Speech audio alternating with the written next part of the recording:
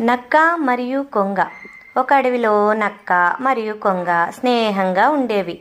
ఒకరోజు నక్క కొంగని భోజనంకి పిలిచింది. ఆ కొంగ నక్క యొక్క ఆతిథ్యాన్ని ఒప్పుకుని చీకటి పడే లోపల నక్క ఇంటికి చేరుకుంది. నక్క తన స్నేహితుడికి రసం చేసింది. కానీ సహజంగానే నక్క బుద్ధి వంకర కదా.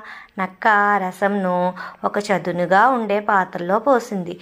ఎంతో రుచికరంగా ఉన్న ఆ రసంని తాగటానికి కొంగ చాలా ప్రయత్నం చేసింది. కానీ ఎంత ప్రయత్నం చేసినా కొంగ తన పొడవైన ముక్కుతో తాగలేకపోయింది. అలానే ఆకలితో ఇంటికి చేరుకుంది. ఇది చూసి తెలివిగల నక్క తనలో తానే నవ్వుకుని సంతోషపడిపోయింది. కొన్ని రోజుల తర్వాత కొంగ నక్కని తన ఇంటికి భోజనానికి పిలిచింది.